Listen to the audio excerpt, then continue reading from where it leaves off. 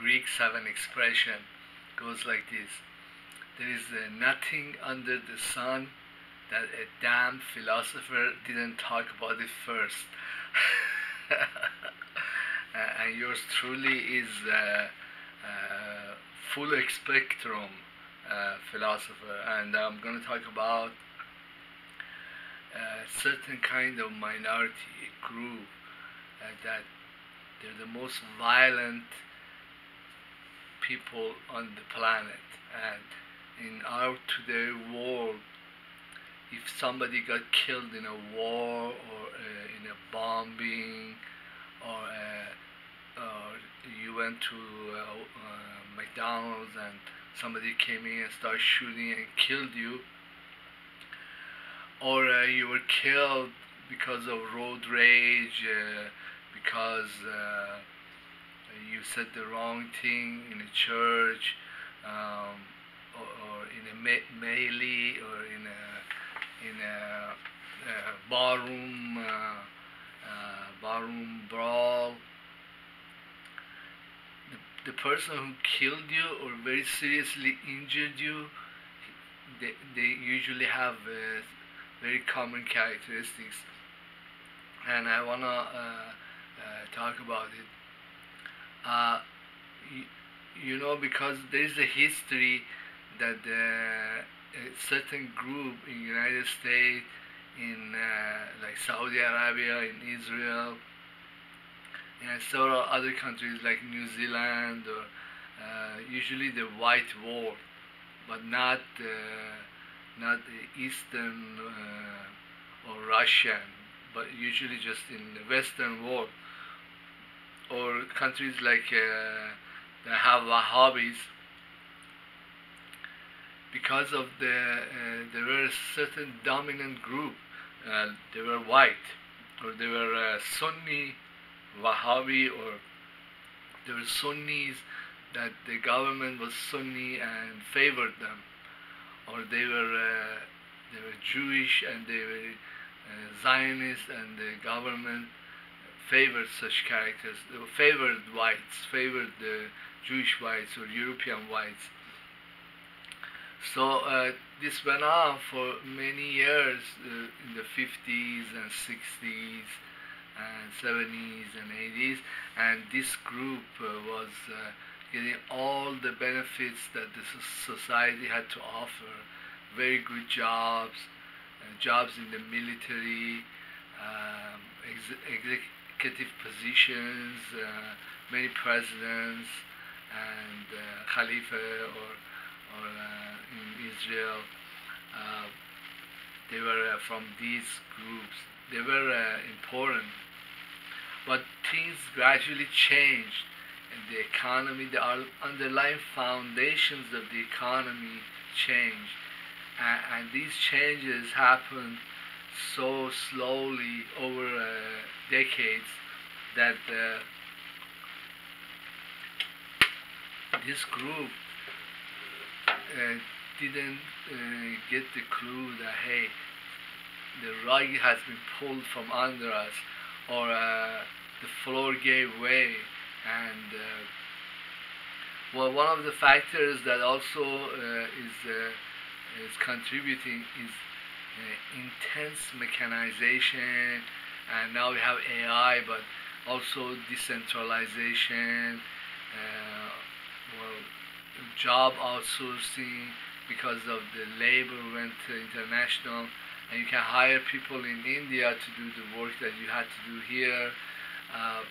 It's just a lot of factors that, even though in certain countries like United States, the outlook is that yes, this group is still the dominant, they are the important group, but the underlying economics, the underlying technology, the underlying practices in society have given way, and this group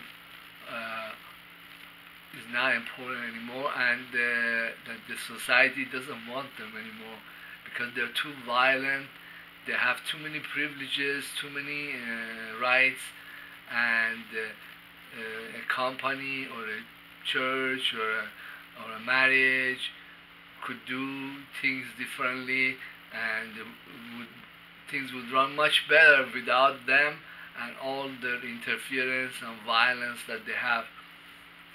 Well, I could sit here and tell you stories because I worked as a taxi driver, and whether I liked it or not, I had to confront many different groups of people. In the taxi, I'm always afraid of these people, and would be very diplomatic because I didn't want them to suddenly, pull a gun, suddenly do something very strange, and kind of study their demeanor and their synthetic culture, which doesn't belong to our times. Uh, there is a lot of mass shootings these days in many parts of the United States. Well, when I talk to Iranians, other Iranians about it, they're kind of clueless because our culture is now very, very violent. The Iranian men and women, especially, they are very shy of violence, and also they're shy of discussing violence. And but that's not true with the Americans.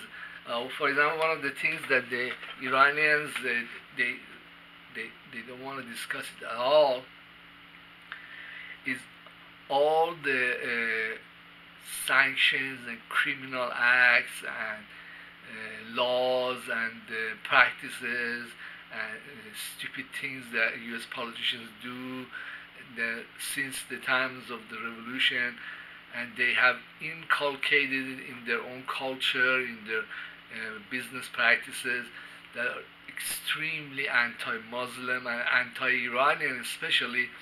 But the Iranians that are here, they're very educated and like the upper echelon of society, and themselves they wouldn't practice anything of the sort. So their initial reaction is that, hey, I just want to kind of walk away from these things and I'll do my little thing. But they all are very aware that this this society has a lot of violence inside it. It has a lot of violence that has been institutionalized, has a lot of violence that has gone into their military, into their intelligence services, into and well, over the years, because the U.S. government kept on attacking Muslims, they kept sending drones and killing Muslims in Pakistan. They kept going into Syria, into Libya, into Yemen, into Afghanistan. So even though initially the Muslim culture was not hostile or was not, things changed over the years, and many people are aware. But this is like what's happening on the institutional level or on the military level. On the personal level, I see that this group is just too violent, and well, I see the symptoms of it.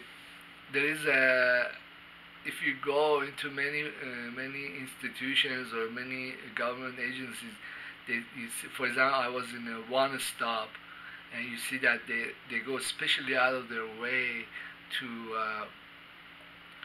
have programs for GIs or programs for vets. They went into foreign countries, they fought for us, and they killed all these Muslims, and now they're so fucked in the head.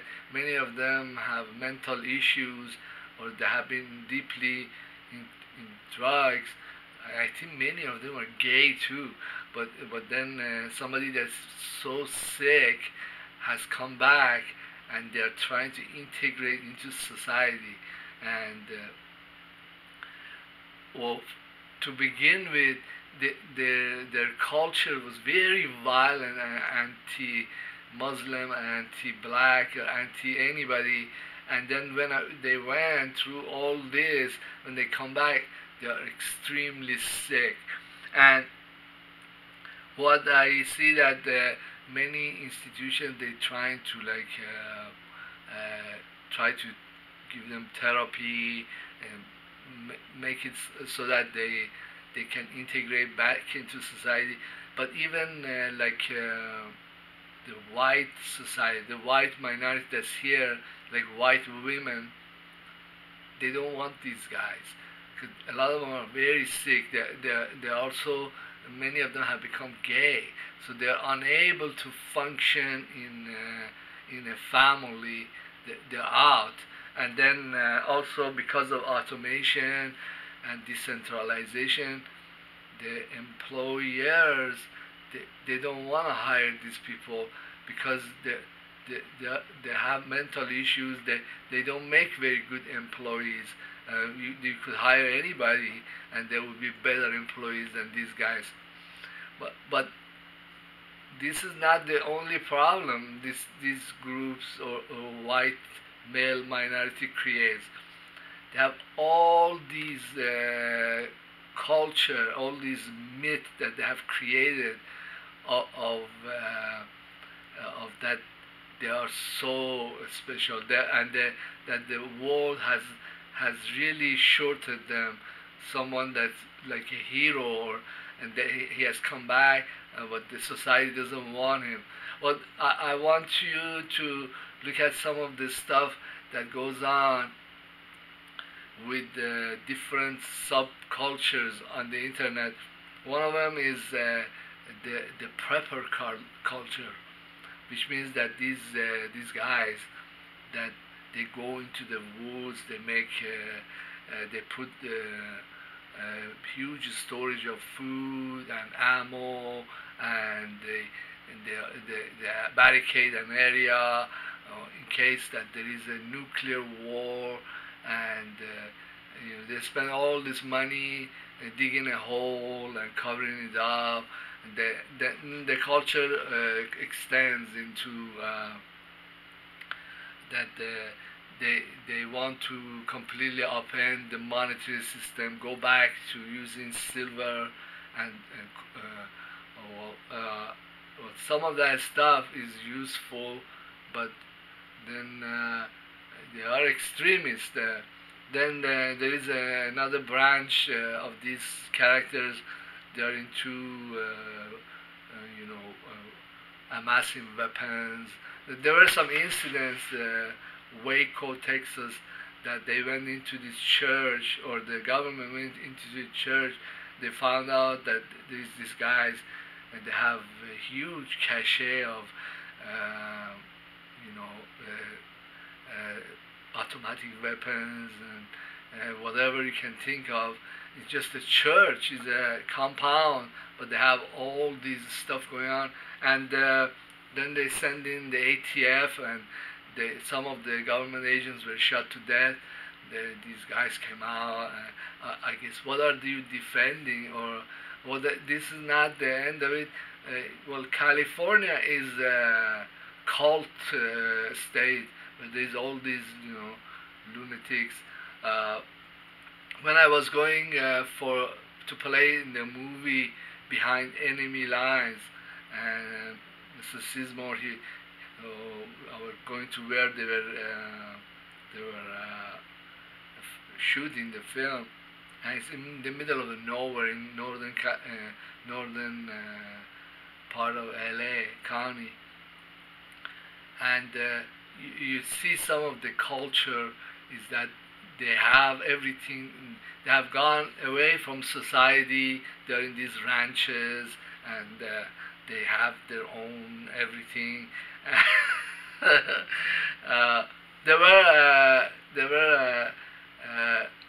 problem, and there were shootings between some ranchers and government agents that manage this land management branch of the government. And there were some farmers, very heavily armed, very fortified ranch, and they killed a bunch of government agents. So finally, government got a court order. I was listening to this stuff on USA Watchdog, Greg Hunter, Well, Greg is very good with his editorial, but even he comes out and says all these foul things about Muslims, like that we are the worst thing that God has created. And then another characteristics of these lunatics is the deep hatred of socialism. Like that if the socialism took hold, that the world will come to an end. The world we know, or the world they know, that there was a time when capitalism was in full swing, and these guys were very important. They had very good jobs, and now things have gone downhill. And well, some more of this stuff you could see it with Trump and his support when he came in, and the way he seduced many low-income whites into going along with his crap.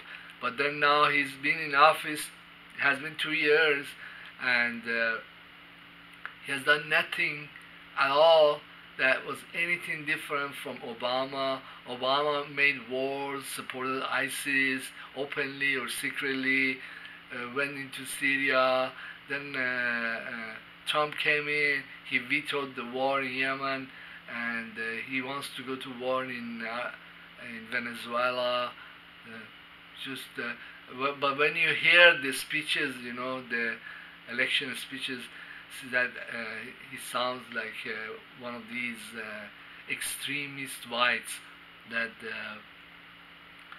that if he came onto the White House, oh my God, the world would be so beautiful, so different, so would be right, versus what Obama was, which was left, and they were both wrong, and they were both militant into warfare, but this culture persists, and as the society goes on and kind of dumps these guys here and there and gets them out of the mainstream of society, where economic activities take place, where women look for husband, or boyfriend, where people go and socialize with each other.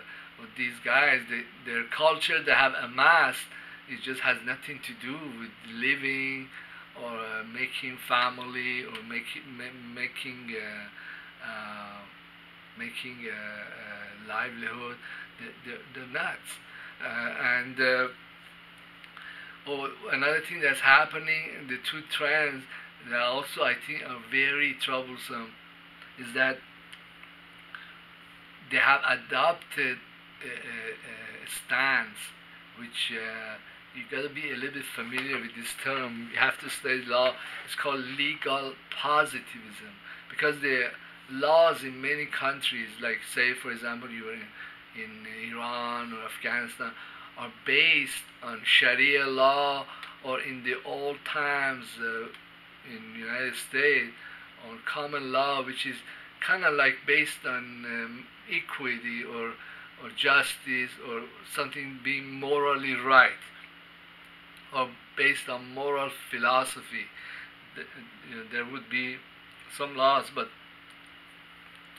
the laws that we have now, or they're coming out, they're based on legal positivism, which is like, say, a lobbyist or a group.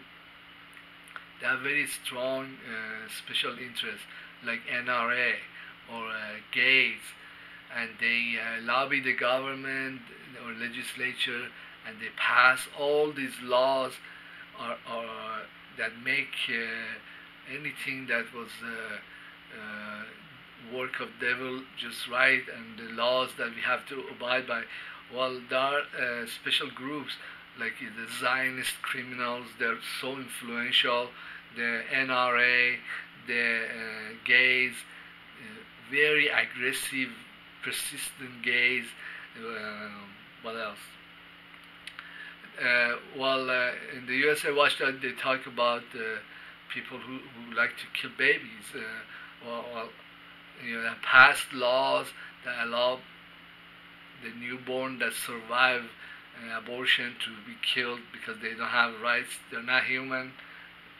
Like these kinds of laws, they're usually classified as some kind of legal positivism. It's a law, but somebody who's stupid and a militant and violent, had a lot of money, went into Congress and paid enough people, and they passed this law, and this law sucks, but it is difficult to get rid of them. I especially hate this NRA and all these mass shootings that happen, but the government or institutions are unable to get rid of these guys, unable to pass laws to even collect the most advanced weapons like automatic weapons. So they're unable to pass laws to curtail carrying of weapons in a secret fashion. But then there is groups that hate Muslims, and there is all these little laws and practices. Well, I especially want to note all the attacks that you hear in the news or media against Ilhan Omar. I didn't even know who Ilhan Omar is, or Ocasio Cortez. I don't know some of these, but they are some are Muslim and some are socialist. Oh my God! All the attacks that go on. Then Trump himself, he hates immigrants, or everything is a crisis with Venezuela, and so there is this group, militant group. My prayer is that they become expelled from mainstream of society, so kind of the society can divest itself from them and go on with what is better. Well, my ticker criteria when I look at people and see who has an interest in living, who has an interest in the careers, who has an interest in women. Usually that's a very good telling sign. If somebody is not gay, they have good relationship with women.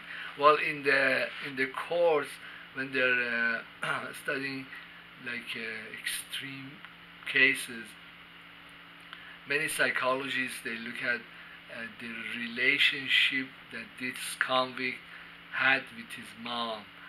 If he had good relationship with her or with women, that's a really strong marker that, like, some criminals, they rehabilitate and come back, but many don't, because of also what's very telling about our times is the extreme prevalence of homosexuality, not only between white males, also between white females. This shows this society has really disintegrated, and there is no future generations. This is the last one. Well, thank you very much for being in my YouTube channel, and when I go around and when I live, I look at the world. I don't go into a textbook and try to make theories or ideas from stuff that, for example, Karl Marx wrote and said. I look at my own life. There is a verse in Quran. It says, "Alayka biqalbika," to you a return to your own heart. And then there is another verse. This goes like this: "Iqra kitabuka," read the book of your own life. What happened to you, what you see outside, this is the lessons. You should try to understand what went on, why. Your theories or Research should kind of take this into account. Uh, there is a chapter in Quran. It's called Ar-Rad, the lightning. Well, there are some verses which goes like this. That it says like when you look at the river, you see that on the top of the river there are all these twigs or crap that's floating on top. That doesn't belong to the river. So the river takes this, bangs it around, and then deposits it on some shore of the river down the stream. And then it goes on and says, well, there is sometimes molten metal like iron, and they usually try to bang it into the shape. But when they pound in it, all these impurities that are in the molten iron, they come out onto the surface of the iron, and then they kind of make like a white powdery stuff. And then when they throw it into water, all that crap that really didn't belong to the iron kind of dissolves in the water and goes away. The Prophet Muhammad said that the society is like a river bed that has all these very sharp stones, but the river keeps banging these sharp stones against each other, and after a while you come and look at this river and see at the bottom of the river there is all these very smooth, without sharp edges, stones they're useful and beautiful. Thank you very much for being in my YouTube channel. Please subscribe and leave comment.